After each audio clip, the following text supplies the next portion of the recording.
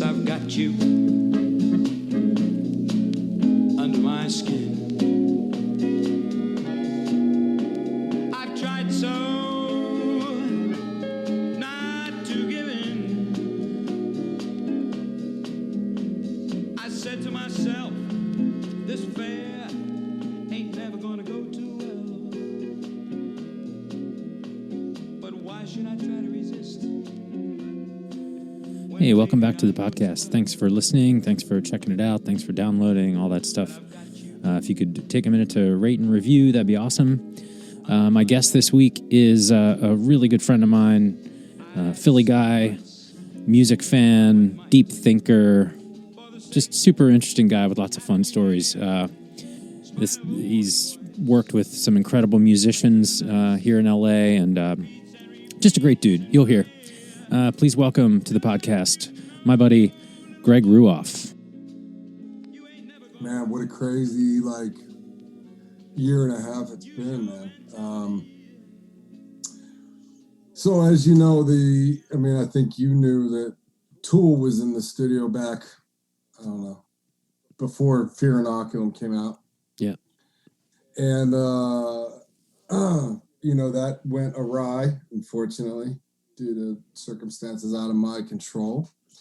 But it was quite the experience. Unfortunately, or maybe fortunately, prior to that, I had decided that, my next move was out of there. I wasn't sure what the next move was going to be, but it was, I had sort of reached the ceiling there.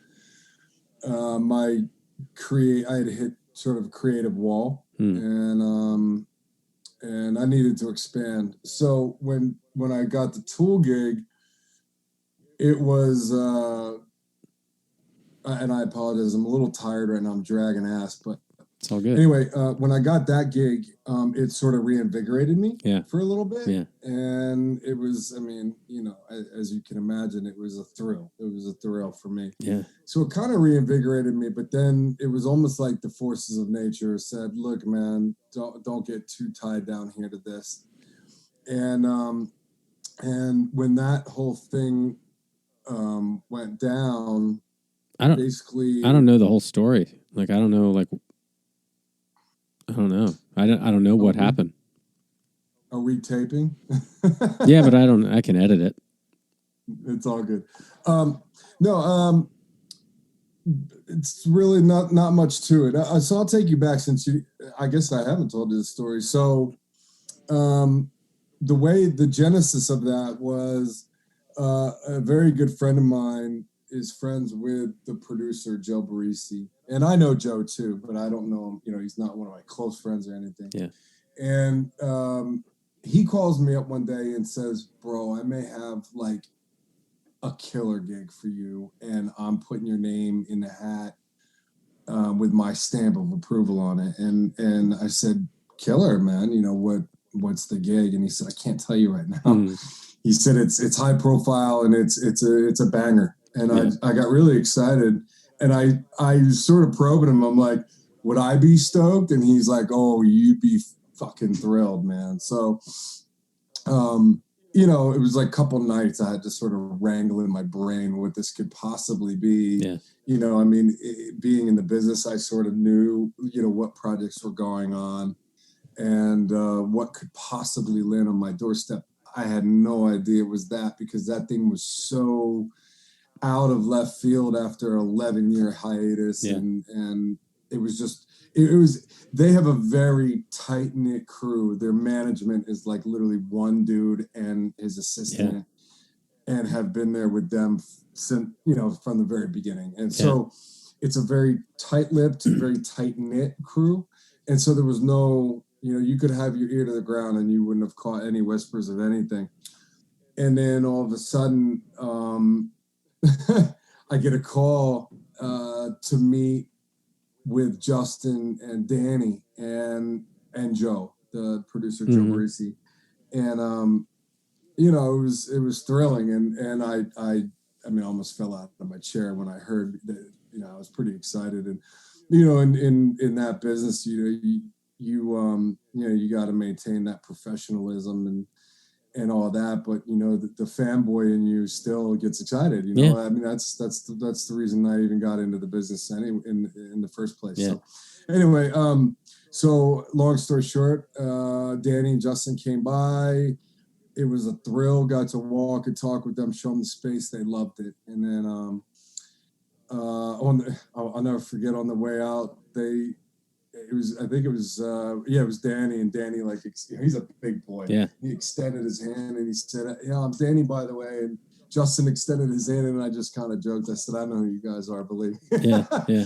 So, you know, we had already sort of informally introduced ourselves, but I was walking and talking with Joe and stuff too. And anyway, long story short, moved the guys in, and it was a process. They were going to rehearse for like a week and get acclimated to the space and catch the groove, catch the vibes. And we did all that. And, you know, it was profound, a very profound experience. Yeah. Let's pause. You know, let's pause there for a second and like, take me through that. Like you got to take me through that, because you can't just gloss over the week you had Tool getting used to playing in a space. Because you and I have both made enough music to know what that feels like as a musician. Like, some of it is drudgery getting drum sounds, but I'm sure that was a tech doing some of that. But like, take me, like, I want to hear what goes on. Like, okay, so like, Jesus, yeah. The sort of the introductory process to that is loading in, you know, getting all the stuff loaded in, which was, you know, it was quite the haul, man. I mean, it was massive. Danny had 2 drum kits. You know, his main kit is massive, and then we had a smaller kit. So we're setting up 2 kits. We're basically setting it up for a live environment. So we had like a whole PA system. We had a mixing board and the whole bit that we were doing just in the live tracking room. And when they came in to first start getting sounds, right? So we weren't fully mic'd up for recording right out the gate. We were just sort of mic'd up for, you know, just sort of rudimentary sort of miking, you know. But when the guys came in and started playing, I mean, you know, it was profound. Taking you through the whole studio, you know, setup experience. I mean, you know what that's like. It's a little bit, you know, sort of uninteresting to whoever may be listening to this, I think. But, you know, setting up the mics and whatever. But anyway, I'll never forget, you know, I would walk Danny in every day. He'd show up to the studio. He was usually the first to arrive, and I'd walk him in and walk him to the checking room, and he'd sit down at his drum kit and just, I mean, he would just start wailing. And, you know, I'm just standing there like this, like, you know, my jaws hits the ground, and I'm standing there watching Danny Carey warm up, which, you know, his warm up is like, you know, So it's pretty much every young drummer's wet dream. He's a machine, that dude. Warm up, and then you know, and then Justin would get in there and you know, play, and Adam would get in there. Maynard never showed up. I never met Maynard. He was, I forget what he was doing, but we were up in my office. We were building him a little jujitsu like rolling area where he could roll, and we were putting down mats and the whole bit. I mean, it was all kind of surreal, man.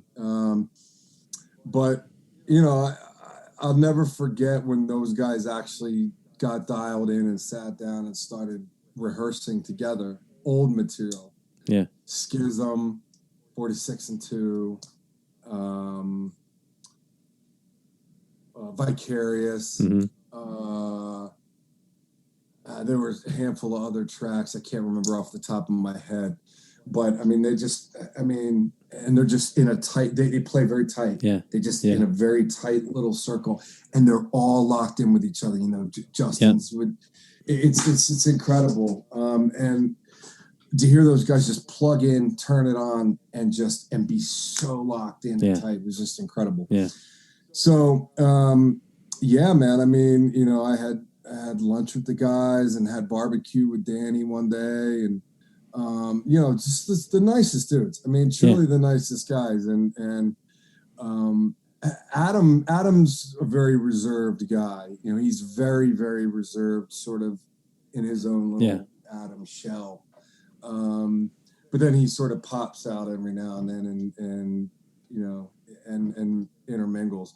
And then he kind of goes back into his Adam genius bubble. Yeah. And you know, you could tell there's a lot going on, you know, up there. Yeah. So yeah, I mean, the guys were great. They were truly, truly great.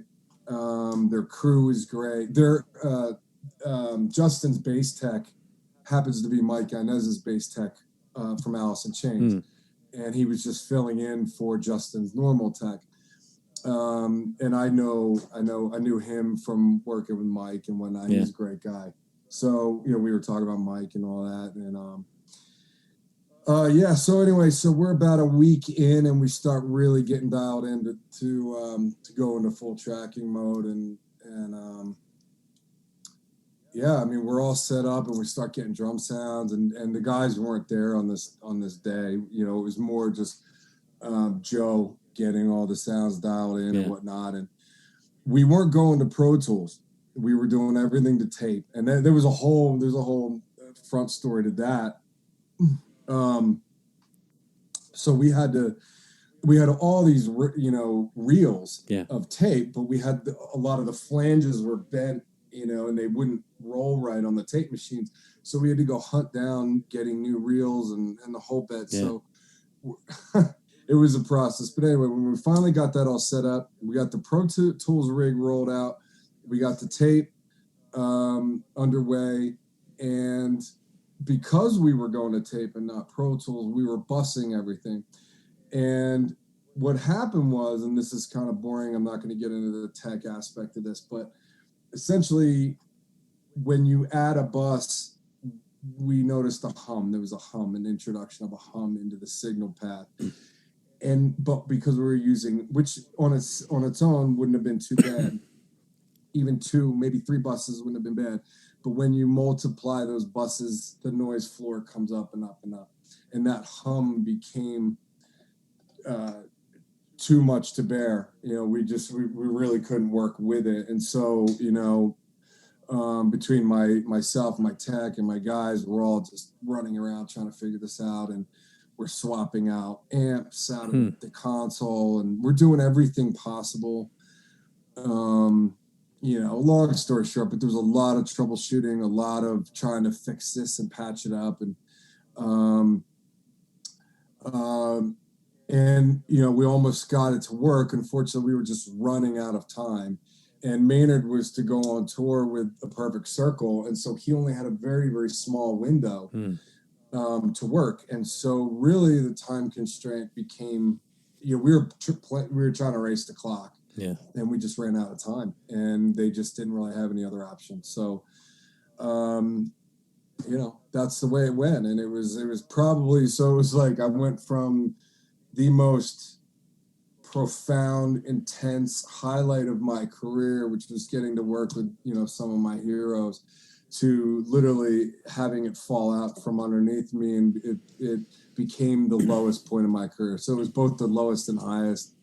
Really a dichotomy of feelings. And but you know, and it took I'm not gonna lie, it took a long time to sort of get over that. You know, it was tough, man. It was tough. I had sleepless nights of like, what could I have done differently?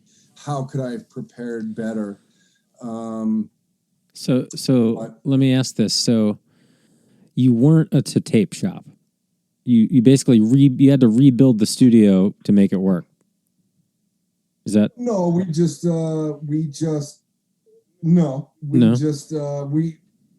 there was nothing inherently different with this recording week session, except that we weren't going to Pro Tools. And it's a little bit different of a signal flow and sort of the way you set it up, but everything was there. Everything was, you know, everything was already ready to go. There was nothing unique in that aspect. It was just going to tape. So our set, we had to route things a little bit differently, and therein was the problem. There was a routing. There was some noise in the routing. But what I'm saying is, like, if they would have walked in and said, yeah, whatever you do, we're just going to, you mic it up and record it, that wouldn't have occurred. Is that, like... Can you ask that and say that again? So, like, you had to reconfigure the studio to do something normally you didn't do. And you introduced a new wrinkle technology-wise that messed it up. Is that accurate? Like, no other band had this. You had to set something up to, like, reroute. No, not really. Really, the way I'd put it is that we utilize the part of the board that we don't normally utilize to its fullest, which is the busing system. Yeah. Typically, we'll use a bus or two, maybe three buses, right? Yeah. And that busing, a bus is just another way of routing signal, right? So it's just taking a signal and moving it to another place. So, but when you start multiplying those, that noise floor comes up and up and up. Normally, we wouldn't use 10, 12, 15 buses. We would only use maybe 3. So it's just like, if you have like a piece of equipment that has a very high pitched sound, one tiny little high pitched sound, you may not recognize it. But if you bring 15 of those high pitched sounds into your space, it's going to sound like a loud high pitched sound in your ears. Just think of it that way. Yeah. So there was nothing we had to rearrange or do. It's just that we were using a part of the board that really hadn't been exercised very much in past recording sessions, and really in years we hadn't gone fully to tape and used that whole busing system. Now, I had my tech go through that stuff. I mean, that was one of the things we did in preparation. We took a week and a half just to prepare for Tool. Yeah. Literally, the doors were closed while we, went through everything. Yeah. Went through every piece of gear, tested every signal path. And sometimes the gremlins get in there and that's so crazy. Wreak havoc, So they really not much I could have done, to be honest with you. Man. But it kept me up at night, so I'm not gonna lie. Yeah, dude, I beat myself up about it. That's a hard problem. Like 3 months. Did you ever fix it? Like, was it were they gone a week and you're like, oh, it was this cable? No, I brought in I brought in like. I don't mean to make light. I'm just trying to make you laugh, dude. Like, no, that's heavy, brother. I know, and I wish it was. I wish I would have ever had a conclusion to it. I really didn't, to be honest with you. And that was after bringing in the experts and everybody else, and everyone was just perplexed. I mean, it was one of those. Man, it was one of those things where you kind of got to chalk it up to the universe, man. And there it was. I mean, I wouldn't take it back for the world. I wouldn't take back the experience, meeting those guys, chatting with those guys, listening to those guys play for anything. Sometimes you can't, it was kind of a life lesson for me. It's like, I wanted to beat myself up about it, and I did. But at the end of the day, it's like, no matter how many times I revisit that in my brain, there's nothing I really could have done differently. And so I'm at peace with it. Yeah. But what are you going to do?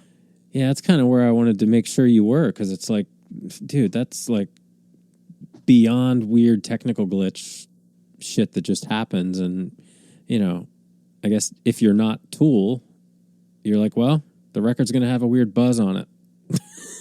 Like we've already spent $1 million to load in here, so we're going to have the record's going to have a buzz on it. We'll try to get rid of it later. Like, but Tool can be like, all right, we can't have any sort of noise, Yeah, well, that was Joe's call. Yeah, and if you listen to their records, like, quite a bit of money. Like, the bar is high already. Tool recordings are like razor sharp sounds. That is what it is, It would have been neat to hear it would have been neat to hear a Tool record. Joe actually said to me in the moment when he had to pull the plug on the session, he said, I'll never forget this. He said, if it was just some band or pretty much any other band, he said, I'd roll on. I'd work through this. He's like, dude, this is Tool, man. I mean, these are world-class musicians. Yeah. And I don't blame him. I harbor no ill will Yeah. for his decision. I really truly don't. And I've talked to Joe since then, and there's no, I have no issues with him at all. And I'm a big fan of his. He's an incredible producer. Look up Joe Barresi if you don't know his body of work. And what are you gonna do? It would be cool to hear a Tool record that is a little dirty, though. Like a live Tool, like a live closed space Tool mic'd with room mics kind of record. Like, who wouldn't love that? Yeah, I'm not saying you would have. I totally agree. I'm not saying you would have. It still would have been a great record you would have made. But I'm just saying, like, by the same token, they could release the room mics of their practices and sell a gazillion copies. Millions, you know what I mean? So it's just like, they're just great, and it'll sound like it's going to sound. And I wonder how much, like, the pandemic has changed people's audio tolerance, like taking it down, like so down. Like, people are on network news with, like, plugged in headphones, like, and their cat running behind them. Like, we don't give a shit anymore. Even, like, audio was, it's one of those things where you don't. My theory is, my hypothesis on audio is, like, we'll accept anything, but you notice when it's good, and it's subconscious. Like, you're like, whatever, I enjoyed that more. I don't know why, but you'd never seek it out. Like, I'm only going to listen to this thing that's perfect now. Like, that's gone, right?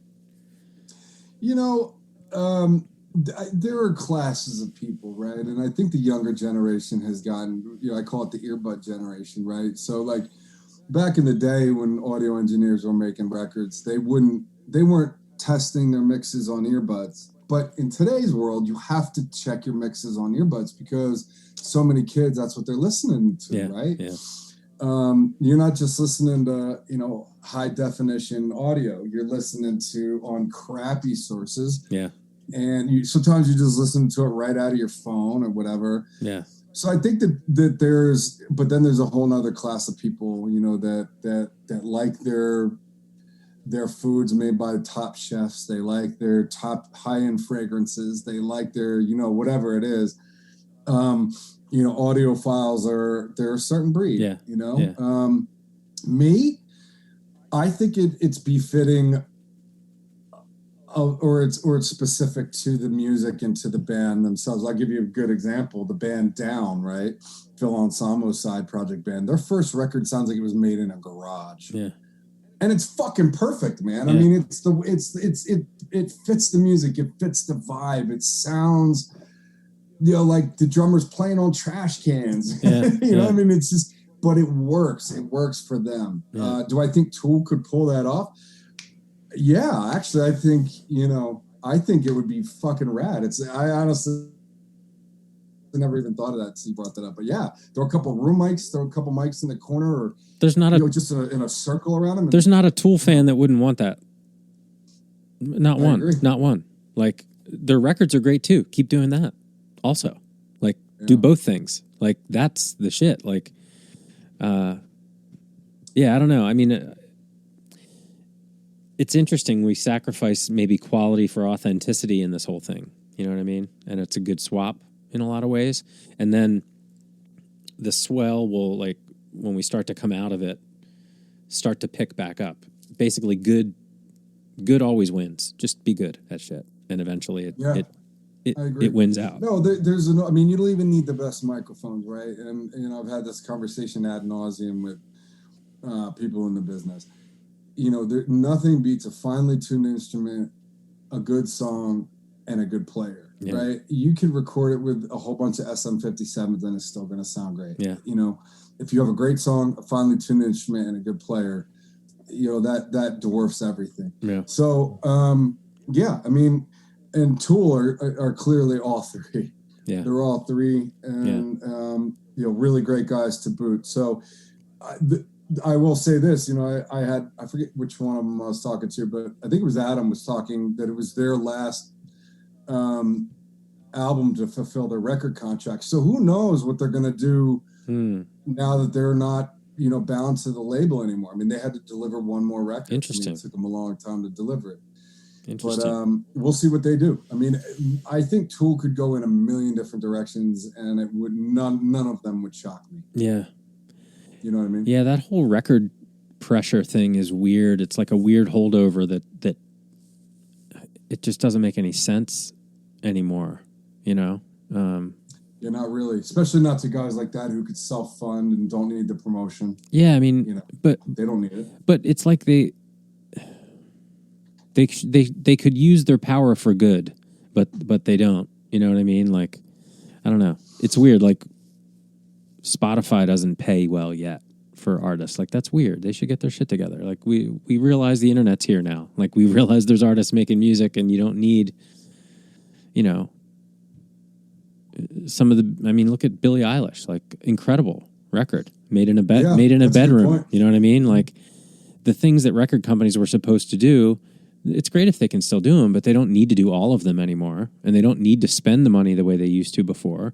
Like, they need artists that are good, and then they turn the machine on for that artist. That's great, but I don't know. It's weird. I mean, I obviously haven't been in the game in a long time, and to know how it's shifting, but it seems like it should be so simple. Like, Spotify is making money, like a lot of it. And they're making it hand over fist, and the artists aren't getting paid. And it's like, you have the digital information. Like, dude, I make more now than I ever did with like royalties because of digital rights. So like, they can pay you by the second now because it's all tracked. So like, there's no leg to stand on to say, that your music isn't getting played. It is or it isn't. Music, comedy, whatever, your podcast. Mm-hmm. Although I do worry about podcasts becoming so monetized. And I know it's going to happen, but like, I don't know. How in what respect? Like, I don't want basically if you start needing to pay for guests on your podcast. You know what I mean? Like, and they turn into they turn into shows, then it's just a show. Then all we've done is turn this into TV in your hand. Like, the freedom has to stay. Like, the freedom of it has to stay there. So like, Spotify jumping in and giving $100 million here and that kind of thing is like, okay, great. Like, yeah, keep art alive, keep it free, and keep it going. But like, pay the artists, for Christ's sake. Like, if they're getting the plays, the artists come up with a viable alternative, greed will win, and greed is winning. And to your point of like paying, like a guest for a podcast, I mean, like the late night, like Johnny Carson or whatever, right? Yeah. David Letterman. It was always about self promotion, right? So you're not paying those guests to come on; they're coming on because they're in promotion of something, right? So, I mean, I think if you're making that kind of coin, let's say with a podcast, then you're probably also bringing in higher profile guests or guests that have something that they're pushing, right? Something So there's an incentive aside from being, sort of just. I just don't want it outright. I just don't want it to get fucked up, I guess is what I'm saying. Because and at the same time, I want people to be able to support themselves as artists, which is completely possible with digital technology now. Like, literally, if you're good, you can reach people, and there's something to that. So is it ad-driven or whatever? Like, well, I don't know. But the model of sending audio through Spotify as your platform, and Spotify supplies that service, and they get paid for it handsomely, and it's known revenue. Like, every month they know they're going to get $20 from every single person that signed up. Yeah, you can dial in who's getting played, and then they get paid. It's pretty simple. Like, there's got to be a formula, I'm not sure I get what you're driving at. Are you driving at the owners of Spotify should pay their artists? Yes. Pay the artists that make their platform? Yes. Because if that's what you're saying, I agree. Yes. Yeah, and I'm just saying under the lens of makers of music and like people that produce music and have studios and stuff like that, like, there is incentive for the greatest artists who ascend and want to ascend and wish to aspire to get to a certain sound, eventually you got to get yourself in a studio. Is kind of the way it seems to be for most people. And then you have Billie Eilish come in there and crush it. Because you know what? She's great. Mm-hmm. Yeah. You know what I mean? Like, Yeah. I took my daughter to see her. It was one of the last concerts we saw, like before the whole thing shut down. We saw her at the Greek. It was amazing. Like, it was amazing. It was amazing. But I was like, man, it'd be better if there was a band on stage. Like, you know, it was great. It was great. But it'd be better if it was live. Yeah. Like, you know, Yeah. and my daughter gets it. I was like, this is like, I'm not, Billie Eilish is ridiculous. She could sing with nothing and it would be amazing. If she just walked out with no instruments and sang for a while, like that, her voice is haunting. She's really good. But like, yeah, I was just like, man, I wish this was a band. I wish this was a rock band playing her songs. Yeah. You know, Yeah. like in this little venue with the energy of. And I love the Greek too, man. What a great place to see that. It was dope. It was dope, man. Like, it was so Who good. enjoyed it more, you or your daughter? It was pretty close, man. It was sick. I purposefully was like, I might have liked it more because I put my phone away. I took one like 30-second video and I was like, I am locking in on this shit. And it was just, That's cool. I got really good seats. I was like, it was like foreshadow. Like, I don't know how I predicted I'm getting good seats and we're going to enjoy this because who knows, you know? And I don't think she could fit in the Greek anymore. She does a great show. Oh. I've heard she's awesome live, man. It's incredible live, like visual. It's very artsy. There's all these videos and the sets move and shit. It was incredible. Was that your last show before the world fell apart? Yeah, that was in like, I think that was in like January, something like that. Before last year, yeah. Right before. You know, we probably shouldn't have been there. Mine was Slayer. Slayer's Nice. final show ever was the final show I saw before the world fell apart. You know what I just remembered is the Dead and Company show. Oh, We went to, yeah, dude. man. That was fun. That was great. Am I right? We were dancing like a bunch of hippies in the 70s. Was that your first Dead show too? Yeah. Yeah. That's so funny. We talked about this. You know, it was like this thing where neither of us had this attachment to the Dead. We were kind of ambivalent to the whole idea of the Dead. Yeah. And then, you know, like our senses were fully awakened once we saw them play. And we felt the vibes, you know, and all the hippie girls grooving, and we were high out of our brains. It was fun, man. And that was fun. You know, John Mayer killed it. And that was the show where there was the bomb scare. Remember? They stopped, like they picked the needle up off the record when there was a bomb scare. The band goes off stage. 20 minutes they were gone, and you and I didn't know because we didn't know the music. Did you know this? Like that, something about that. Yeah. There was a bomb scare? Yeah. Yeah.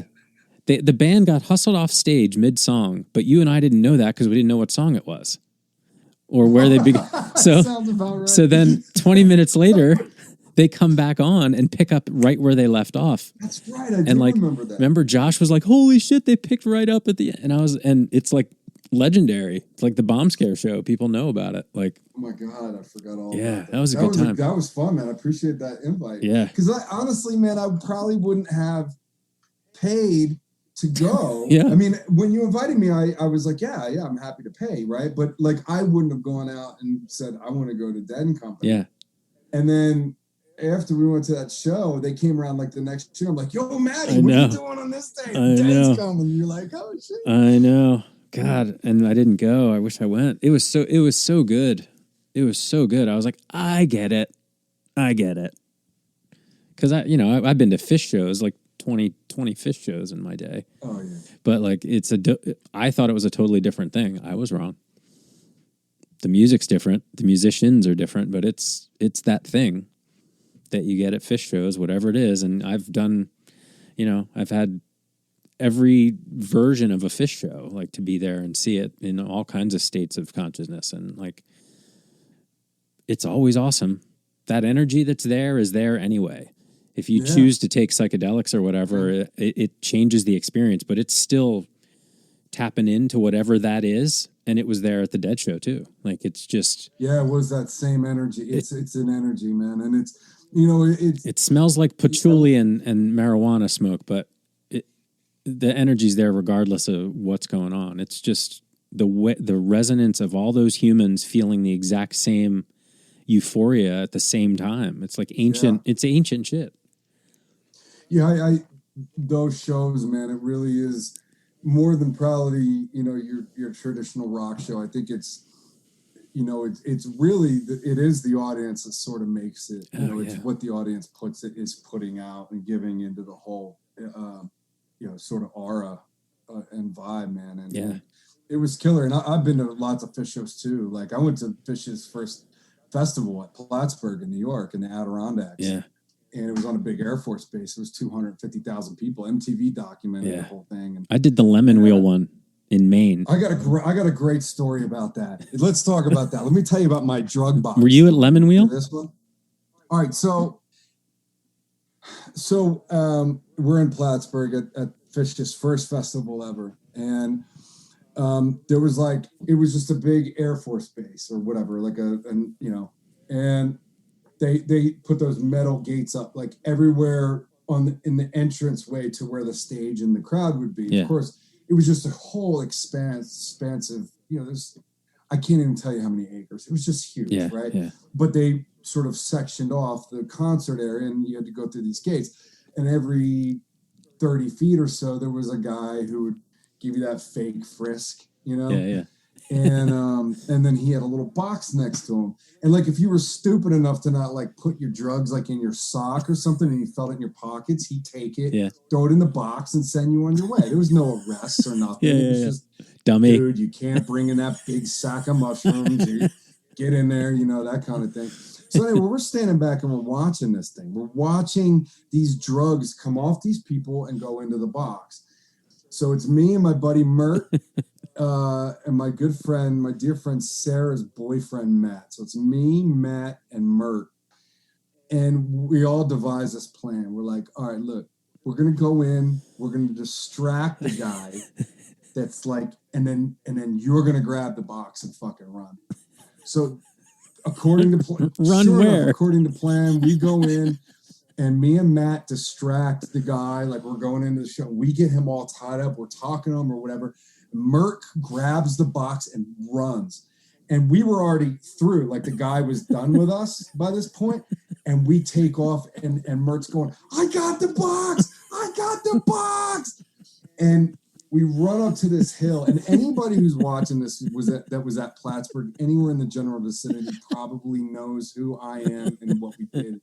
So we get up to this hill and they built these like fake like little houses on the top of this hill, like where people could just chill out and whatever.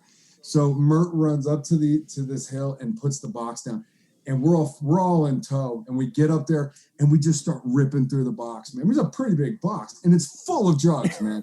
Opium, sheets of LSD, mushrooms. I mean, hash. There's weed, everything, man. You name it. it was just a grab bag, man. We're just grabbing shit. I pull out a full sheet of Jesus Christ blotters. And I'm like, and I was big. I mean, I was doing a lot of psychedelics in these days. So that was like, that was score, man. So anyway, so that whole night, long story short, some of our other friends came up there. Other people started getting in there and clamoring. Everyone's like, yo, what'd you get? What'd you get? People just started coming from everywhere, like, to see what was going on. Anyway, so I'm walking around with this sheet of Jesus Christ blotters, and I'm telling people, close your eyes and stick out your tongue. And I'm just, I'm not even looking at the perforation. I'm literally just going, right, and throwing it on their tongue. My friend Jelly, I hope I'll have to let Jelly know about this shit. So I'd say to Jelly, I say, yo, Jell, come here. I said, close your eyes, put out your tongue. She's like, and I mean, it was like a nice fucking, oh man, it was chunky, bro.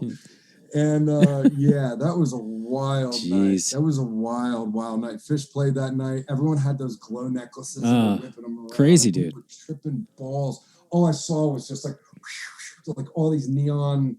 Oh my God. Yeah. So anyway, the drug box story. Those were good shows, man. Great. Whatever that energy was, that is the thing. that it is, and I don't know how to describe it. Man. My story was kind of funny at Lemon Wheel. We were at Lemon Wheel, and we were pretty close up to the stage. I feel like within 100, 200 yards or so, and like you said, just an Air Force base, just all of humanity, like 200,000, 250,000 people just hanging out, having a blast, listening to music, throwing glow sticks, and just so much fun, so dirty. The porta potties were a mess after a day, like shit piled over the seat after day one. You're like, oh my God, people are gross. We were taking... What was this, Colorado? That was in Maine. It was in Maine, yeah. Nice. But it was a spectacular show. And I remember they were playing Bounce Around the Room, I think, and You Enjoy Myself and Bounce Around the Room, I think, were the songs. And my buddy was standing next to me. My friend Christy was in front of me, and I felt this like I just saw like a little bit of wind or whatever, but I didn't pay it any attention, and I'm just listening and jamming, and realize I have this tapping on my shoulder for like a good while. I don't know how long. And finally I was like, what? And Christy just pointed down at the ground, and it was our friend face down on the ground. The whoosh was him falling over, right? And so we like lift him up, and he's awake. He was fine. His glasses were all tilted, and he just like straightened up his glasses and went, dag, and just kept dancing. Cause he's like, I couldn't stand anymore. It was just so good. I couldn't stand anymore. My legs just gave out. And you're just like, yeah, I kind of understand, Yeah, there's something about that that's different than all concerts I've ever been to, too. And I've been to a lot of live shows. You, I'm sure, have done that, too. And they're good. They're amazing. They're great. But they're not that. Like, they're not that for whatever reason. Thinking back to your shows, who would you say is a standout? Name a couple standout shows you've been to. Not necessarily the best bands, but best shows. Sunny Day Real Estate at the Troc was one. Great, that's good. Helmet at the Troc was really good. Ooh. But by far the best concert I've ever been to was in 1992 at Penn State University in the basketball gym. I'll tell you, the headliner was the Red Hot Chili Peppers. The two openers were the unknown Pearl Jam and Smashing Pumpkins. Wow, man. In a basketball court. Wow, man. It was... That's good. I didn't know who either of those bands were coming into the show. I went because my friend Danielle came into the cafeteria in the morning and said, I have concert tickets. Who wants to drive me to Penn State? And I said, I'll drive you. And 4 hours later, we were in Penn State. And 92. Wow, yeah, that's... Yeah, and I was like, who are the bands? And she's like, I don't know. And Pearl Jam came out and played 10, top to bottom. Never heard a second of it. Eddie Vedder. 92, yeah, that would have been 10. Climbing all over the place. I'd never heard it. Didn't know who they were. I was like, Jesus fucking Christ. And then Smashing Pumpkins came out and played Gish. I was going to say, it must have been Gish. Never heard it before. And I was like, what in the hell was that? And then the Chili Peppers were like, great. But also, still, I was like, okay, well, everything's changed now. And then... I would have gladly swapped the openers. I would have put Red Hot opening. I love old Red Hot, but I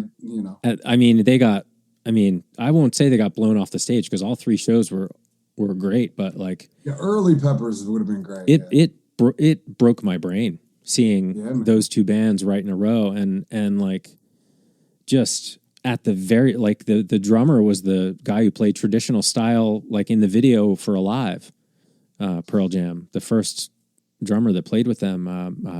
Damn, I should know his name. It wasn't Jack Irons, was it? No, it was Jack was on Versus. Chamberlain, Matt Chamberlain, maybe. Matt Chamberlain, yeah. No, he's the drummer now. I can't remember. But the first drummer of Pearl Jam that played on 10 and is in the video for Alive was the drummer I saw them play with. So it was like that Alive era, those two live videos. Yeah. Yeah, it was crazy. And Smashing Pumpkins was just otherworldly. Just a machine. I couldn't believe what I was seeing. And immediately like got those records and played the hell out of them forever after that. You know? Yeah. I love Pumpkins. I still love Pumpkins. I've seen Pumpkins twice in the past like 6 years. Saw them at the Forum, and I saw them with Manson. Yeah. You know, they did a double billing, which was great. But yeah, I mean, you know, the Pumpkins kill. I mean, that would have been a killer show. Yeah. And Pearl Jam, man, Pearl Jam, early 90s Pearl Jam to early 2000s Pearl Jam, that 10-year stretch run, I mean, it was hard to beat. They had so much energy, and their shows were killer. Yeah. I've seen Pearl Jam probably 10 or 12 times. Yeah, they're great. I didn't catch them that early, though. I didn't get them in the early 90s. I think the earliest I saw them was like 95 or 6, somewhere in there. The year after after those early shows. The year after that, they played at Lollapalooza with Soundgarden, and I saw that show. That was ridiculous too. Soundgarden opened with Jesus Christ Posed. Jesus Christ Pose. Like, it was light out. And like, they just open with that. Like, hey, Jesus Christ Pose. You're just like, what? You're right. Bam. Like, holy Bam. shit. Like, how warmed up were you? Like, holy fuck. You know, just, I'm not even going to attempt that vocal. The first line of Jesus Christ Pose, if you haven't heard it, you're welcome. But like, yeah, they're ridiculous. So, yeah. That was the first band I ever saw was Soundgarden. Oh, that was my first show ever. That's insane. It was the Bad Motorfinger tour. And my father took me to see Guns N' Roses with Soundgarden as the opener. Damn. At the Spectrum. That's dope. dope. I was 14 years old. That was the first show. And they played Bad Motorfinger. Well, they played Louder Than Love, but they played almost the entire... I mean, I have to go back and look at that set list, but yeah. So that was the first band I ever saw. Like, big band. That's pretty great. Yeah, I've been real lucky seeing so many shows up close and seeing... Yeah, I can't wait till I feel comfortable enough to do that again, man. I miss live music so much. Maddie, hold on one second. Yeah. Let's just because I have them right here. This is these are just some of my ticket stubs. Oh, shit. Those are just some of them. Damn. That's probably, I don't know, but it's a lot of my life. Oh, man. Right there. You got to frame those fuckers, man. I'm just going to comment on a few. Here's David Bowie at the Tower Theater. You got to frame those up, Greg. I know. Look at this one. David Bowie at the Electric Factory. Damn. Oh, the Electric Factory is a good place to see shows.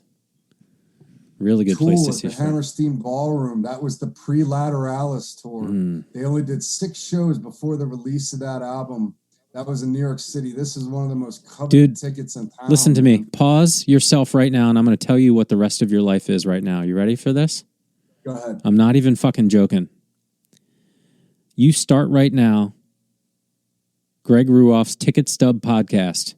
One by one, you talk about those shows.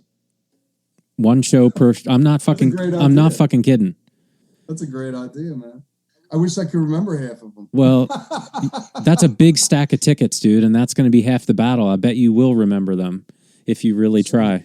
Or Jesus, dude, I mean, it's crazy. Yeah, you'll hold these things. Like, yeah, you'll never run out. If you don't start it, I'm going to fucking kick your ass. I'm not kidding. Do it. Do you have your stubs? Do you have any of your stubs? Couple. Oh, dude, that's brutal, man. Look, dude, this right here, man. This right here, bro. Van Halen's last show ever at the Hollywood Bowl. This is Eddie's last show ever. Yep, podcast number 1. Unreal, man. Dude, I'm just gonna pull out some random. Listen to me. Listen to me. I'm not kidding. You got to do this. This is your passion. You're holding your life in your hands right now. People would love to hear about this. Start it or I'm going to fucking kick your ass. I like your style. Let's do that. I'm gonna do that, man. You just ramble about every one of those shows, and you got cover art right there. If it takes you 10 minutes, if it takes you 2 hours, if you have guests, dude, Guns N' Roses, that is the front cover of every one of your podcasts, Greg. This is the fucking thing. I'm telling you, dude. I like that, man. That's a good idea, actually. That's a really good idea. What else are you gonna do, motherfucker? We won't do this here, but yeah, I could go on and on. I am holding you to this. Hey, when life gets back together again, man, gets back to normal, we need to go and do some shows, man. Campbell left us, man. He went back home, but we're still here in Cali. We're still holding it down. Well, I really want to play again. I got to figure out how to operationalize it, but I figured that I really want to play in a 90s cover band. I think that'd be so much fun. I'll make originals too, and I can record and track. I have a full setup with 8 mics and my own DAW and all that shit. I can do all. I'm sitting at my drum set right now. It's ready to go. It will be in my next house. But I really want to play live shows again. And I was thinking that a 90s cover band, which I did for 5 years, it was fun as fuck. But it's easy because you don't really have to rehearse. You know the songs. I trust everybody in the band would fucking know their shit, right? Rehearsing would be great once in a while, but I don't have that kind of time. So, like, once a month, big gig at a nice place, start it to be a regular thing. Then once a month, you have the funnest fucking night ever. Just getting sweaty, man. Playing 90s tunes for 3 hours, 4 hours. It's fucking great. Yeah, I love it. I want to get back on stage too, man. I think I told you that I'm working on an album. Yeah. And which I haven't been inspired to do in years and years, man. And, I'm 44 now, but I want to do it. I want to get on stage. I mean, who cares how old you are, right? I'm not trying to be a rock star. Just trying to play and make music. It'll just be fun as shit. It's very rewarding, man. Yeah. This music journey is very rewarding. But yeah, I don't know, man. I'm telling you, man. We'll see what happens. We'll see what happens when life gets back. I don't know how this is going to work. I just told you how it's going to work. You're going to start music-wise. I don't know how it's going to work. You're going to start a podcast. What's that? I said you're going to start a podcast. That's how it's going to work. And in a year, you'll be like, "You were right, motherfucker." It's a cool idea. It's a neat idea, man. I like that. It's only going to work for you. You're the only one that has all those ticket stubs right now. That's true. Yeah, it is a lot, man. I don't know when this happened. There's a lot I don't have. There's a lot that are missing, which is kind of crazy. But I always try to keep my stubs, and I don't know why.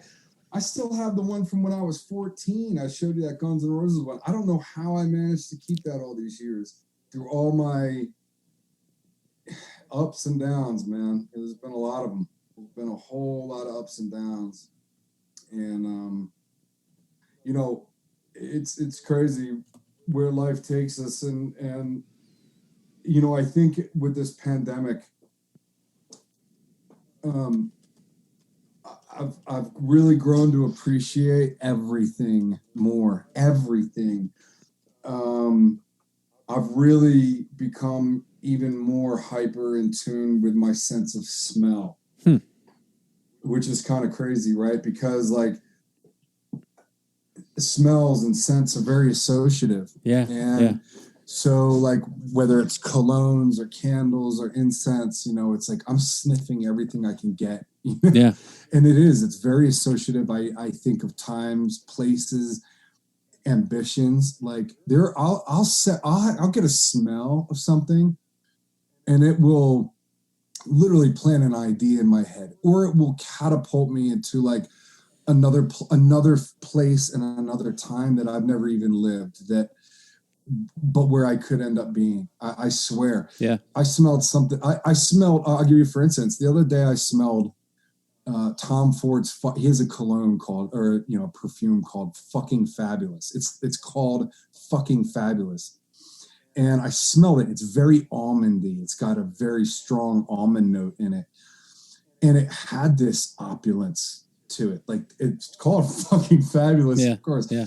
But it had this opulence. It had this, And it literally, if I closed my eyes, which I did, I had it on my wrist and it was just wafting up. And I literally was in a different place in a different time. And it was bizarre. Wow. Like, I love the olfactory senses. That's man. cool. I think it's, anyway, I guess point being is that like I've rediscovered new passions, hobbies. I've reignited old fires that I had, namely writing music, being inspired to write again. For Valentine's Day, I wrote a poem for my wife, and I put it to a piece of photography that I did, and I framed it.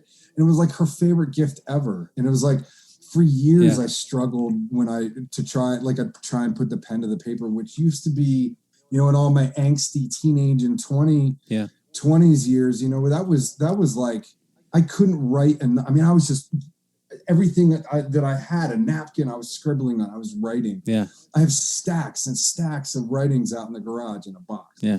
And in my like mid 30s, even in my early 30s is like, to like now, like there was a decade where I feel like that all just got lost. Yeah. And it's really strange. There were other parts of my life that I honed and I grew exponentially, and I matured and I truly found who I was as a person. And I think that's what we typically do in our 30s. I think our 20s are,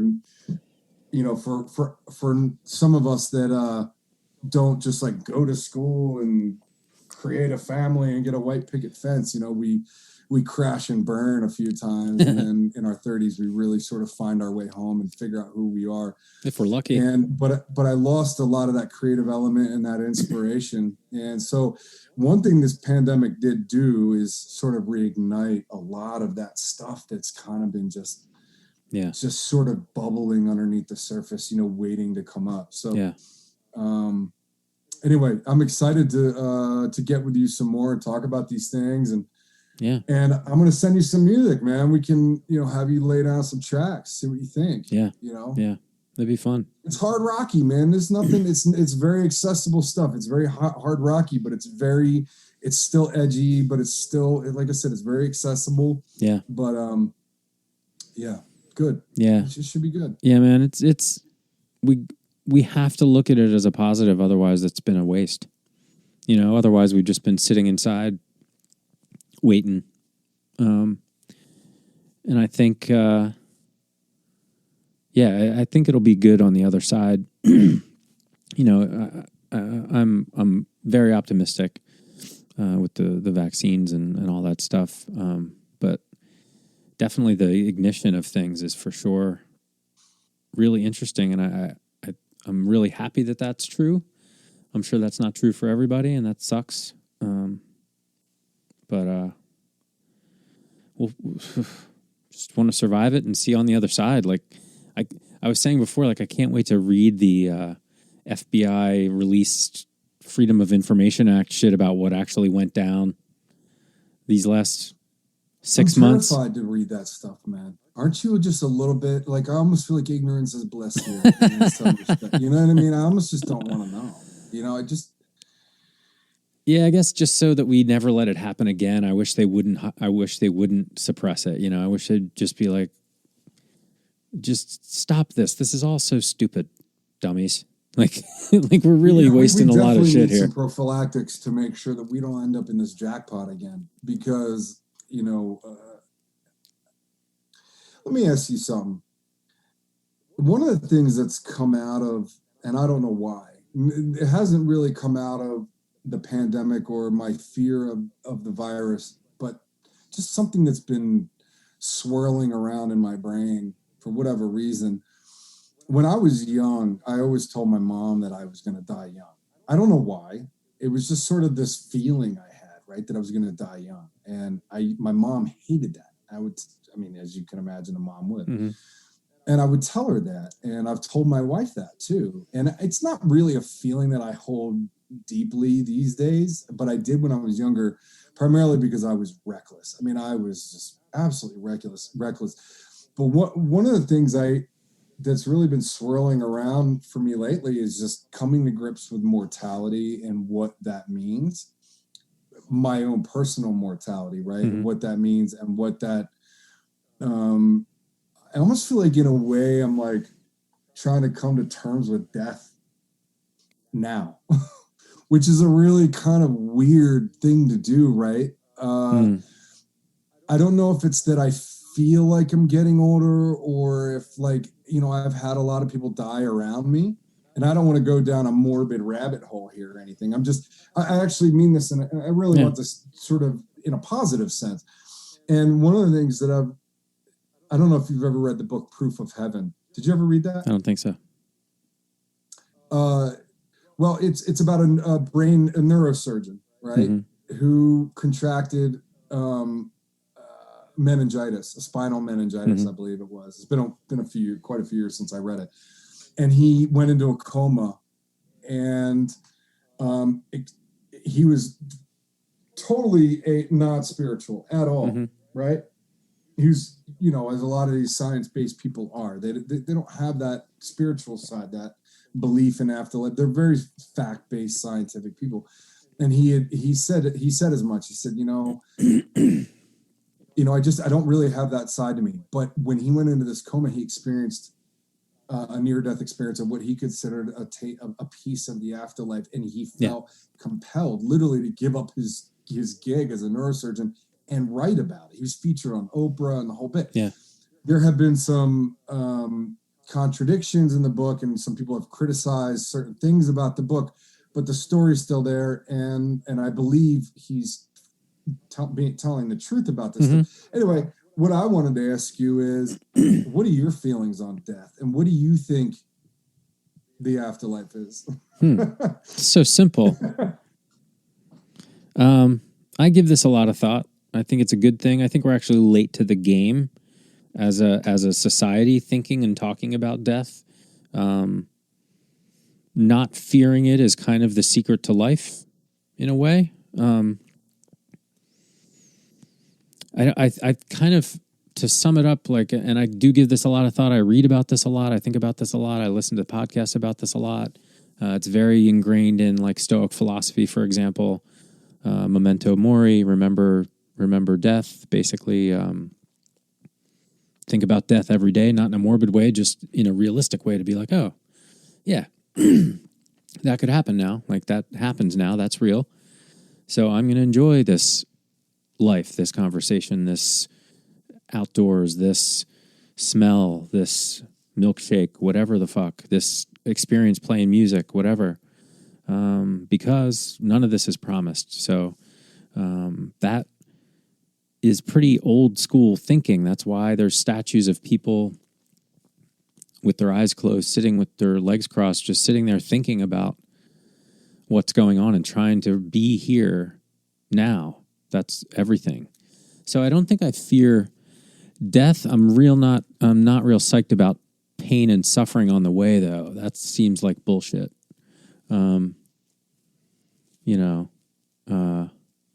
But, like, I don't know. I've never had a near-death experience, but there's lots of times I probably should have been killed, and it's pretty crazy that I survived it. Like, I'm sure you had these things too, like dumb shit you did when you were a kid. You're like, oh, could have totally died there. Like car accidents. I dropped a motorcycle once, like crazy shit, like worse things happen to people. So,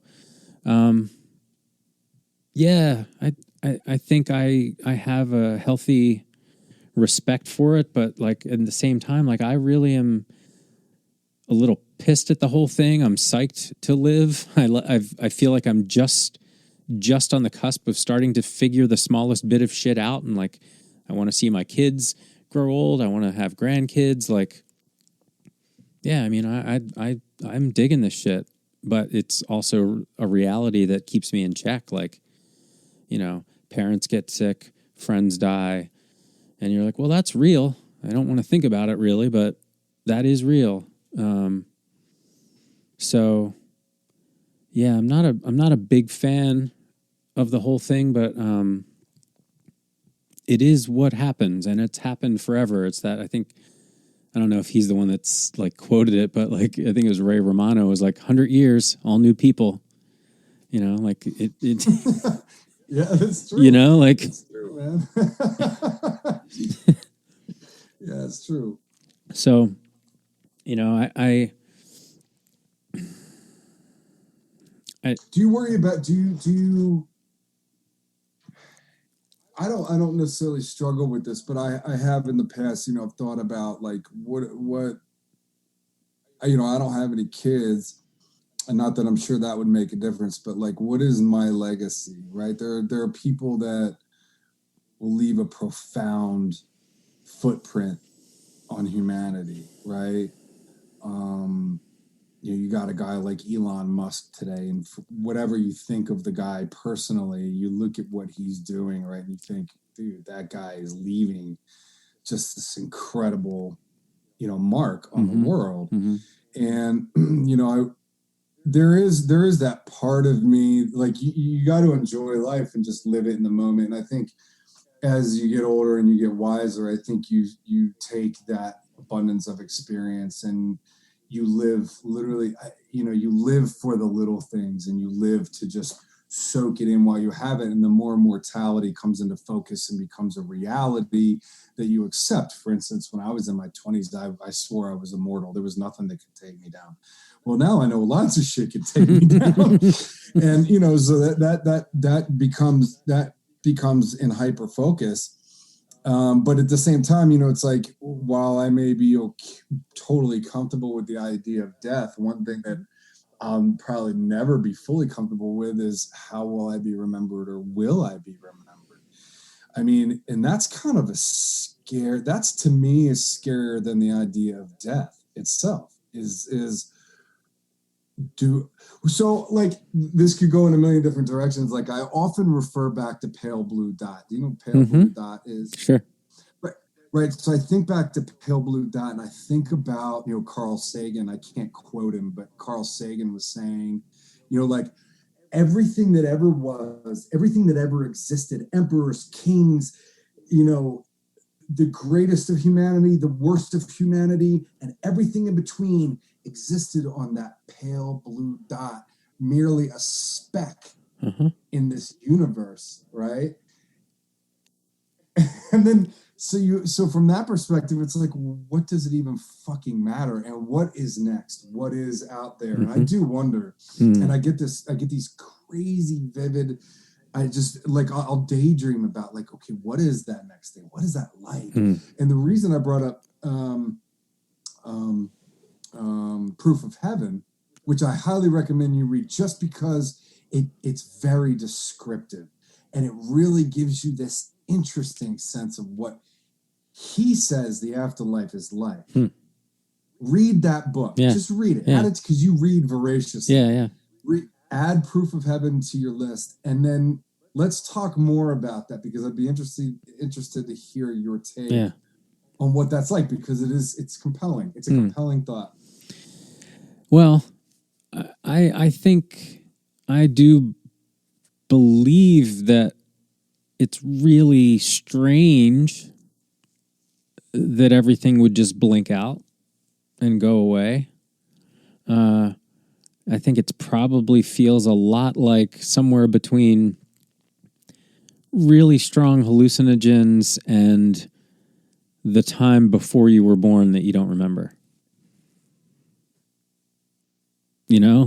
And the last thing you're going to give a shit about is whether the earthlings you kind of vaguely remember like a dream remember you well. You know what I mean? Like, yeah. But I do think that your kindness and your contribution to other people's well-being ripples exponentially throughout the universe. Like, even if it's a small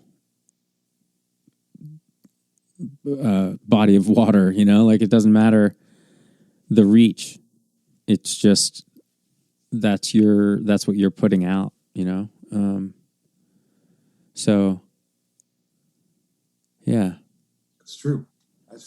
Yeah. I mean, I think that's what Bono's One campaign was about. I mean, that was the premise behind that, right? Is, you fix yourself, and then, one act has a ripple effect. And I think, it's a great way to live. It's really a great, someone said not too long ago, and it's so true. One smile can change someone's day completely. And I try and live by that. I mean, I really Yeah. do. Like whether it's holding the door for somebody or just saying thank you, just common courtesies go a long way. And what's really crazy is how you don't realize, or how pronounced the lack of a common courtesy is, right? Like Yeah. when you hold the door for someone and they just walk right through and don't say something, it immediately, it registers, it's on your radar. Like, holy shit, that person just walked through the door. And it's like, it's not going to ruin your day, but you do notice it, right? But the inverse is also true. Yeah. When someone extends a common courtesy, or what should be a common courtesy, it can have that ripple effect in the, in the positive sense. And that, Yeah. It's crazy how and now with the pandemic, it's even weirder interacting with people. It's going to be very socially awkward for a little while, I think, for a lot of us, to get back to it, like looking suspiciously at other people. Like, it's going to take a year or two, just basically a common knowledge, like everybody's vaccinated or whatever. What scares me is so many people are thinking they can just go against science on this one. Stupidity will keep COVID around, basically, is the problem. Like eradicating it is a problem. So hopefully that gets taken care of. That would be good. Well, I want to give you a hug, so let's hope that happens sooner than later. I want to give you one of those, East Coast hugs. I know, brother. Oh, dude, I know, brother. It's funny when you meet somebody that's not from the East Coast and you go up to them and you go, yo, what up, dude? Yeah. Right, and you do the lean in with the pat on the back, and they're like, what the fuck are you doing, bro? Like, they think you're a little too tender or something. It's like, no, bro, this is how we do. Hey, Matty, I gotta jump out of here, brother. Always good catching up, man. You too, man. You too. I'm blessed, and it was a pleasure. I'm grateful that you invited me on, man. Thanks for having me. Yeah, always good to chat, man. You be well, all right? We'll do this again. We'll do it again. All right, be well.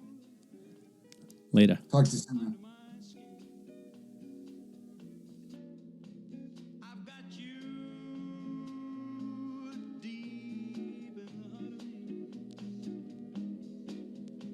So deep in my heart that you're really a part of me. Yes, I've got you under my skin. I've tried so not to give in. I said to myself, this affair ain't never gonna go too well.